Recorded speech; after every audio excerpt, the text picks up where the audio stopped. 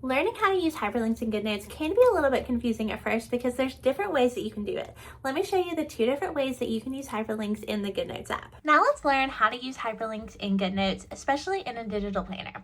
Digital planners, what make them essentially a digital planner, is being able to use a hyperlink and being able to move throughout your pages of your planner without having to swipe. Instead, you can just click the hyperlinks and move to where you want to go. And there's 2 different ways that you can do that.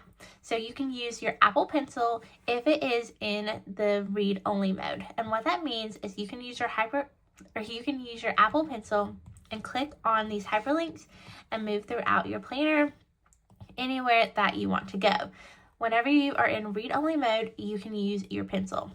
Now, if you're in the editing mode and your toolbar is turned on, to be able to use those hyperlinks, you can still do it. You just have to use your finger. So you want to click on any of the hyperlinks with your finger, and you'll be able to move throughout the planner and go to whatever page you want and whatever hyperlink. So those are the ways that you can use hyperlinks in Goodnotes to move throughout. Now, if you are in read-only mode and you want to use your finger, you can long press and it's going to kind of turn like blue, and you can click right here and go to open link.